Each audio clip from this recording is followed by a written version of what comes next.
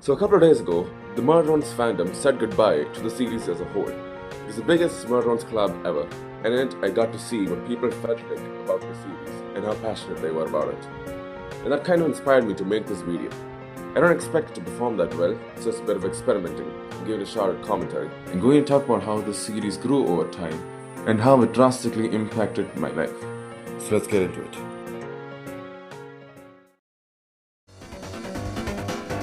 I found Murderons by the time episode 1 and 2 came out, and immediately fell in love with it. It was so amazing, and I discovered many Murderons YouTubers as well. One YouTuber in particular, ᴇᴍᴘᴛ, made a community post offering to collab with someone, and I thought it'd be really cool. But I didn't have a Discord account, and after I made one, I talked with her a bit, never made that collab, and joined her server. And from there I joined many other servers with Murderons fans such as me. Now Murderons was growing more popular, and its fandom grew as well. Theorists already began speculating about its lore in the first 2 episodes itself. So 2 months later, we get episode 3, and let me tell you, it was really good. You know how good it was? I remember the exact date, February 18th, 2023. I just finished watching episode 3, and it made me love the series even more. But then, for some reason, it felt empty. Really, really empty. I never felt that sad before. I was just thinking, why? What in that episode could possibly have caused me to be this sad over it? Gradually, the feeling went away, and I just moved on with my life, still loving Murderons.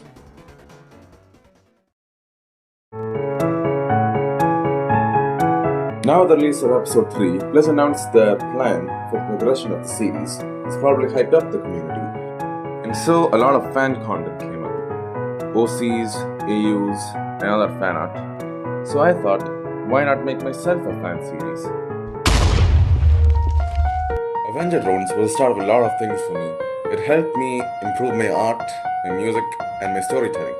And it helped me learn and experience what it means to make a series and make a story in general. How to progress a story and come up with original ideas for it.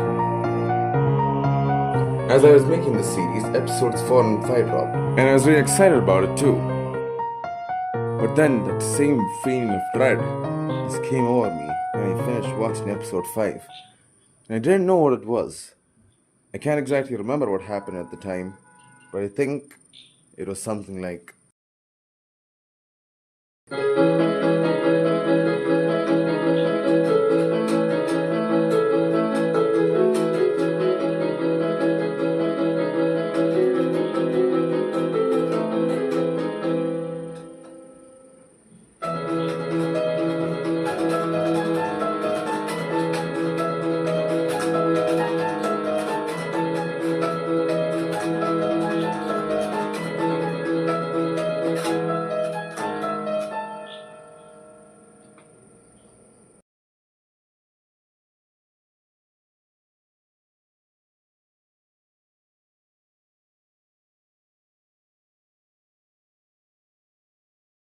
so I'm talking with a lot of people on the internet, and I have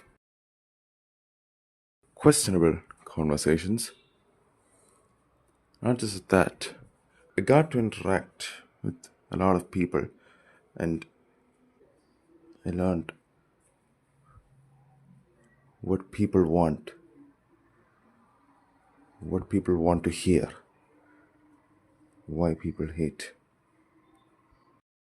why people love, what true love is.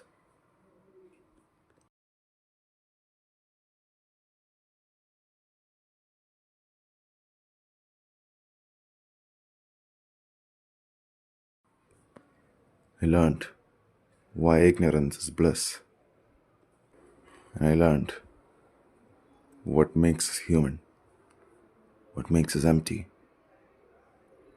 what makes us stubborn, what makes us cope. And I'm not saying I learned all this from some social media app. I'm just saying that this was a part of my experience.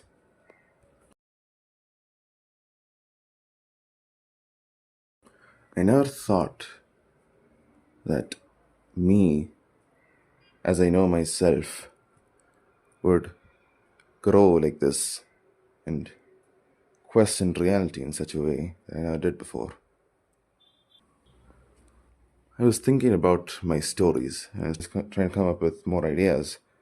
And one night, I was lying in bed. I couldn't sleep, as always. These ideas came to me. This this concept of TSF and the idea of a boy named Nathan Shield who wanted to escape reality but ended up escaping fiction. I kept building on these ideas day after day, trying to fit them into my lore, trying to fit them into some system,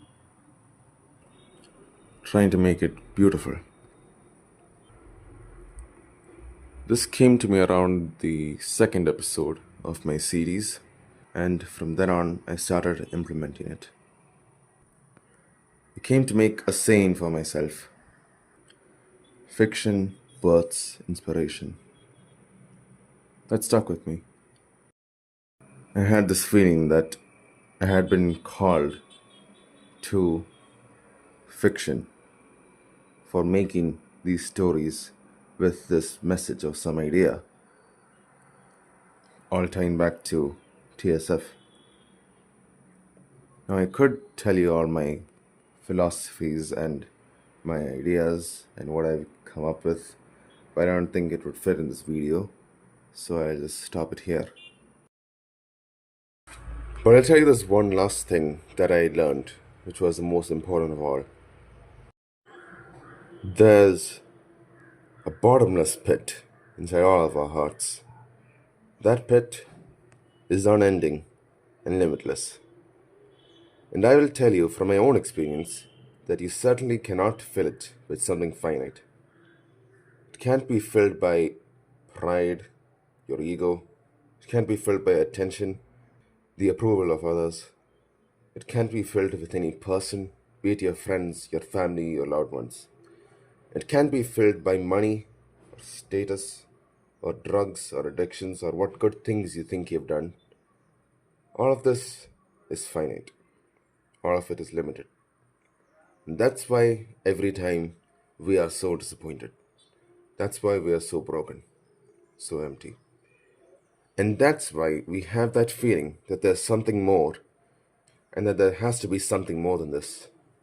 Because we all have seen a fraction of something whole, but we never got that wholeness or closure in our hearts.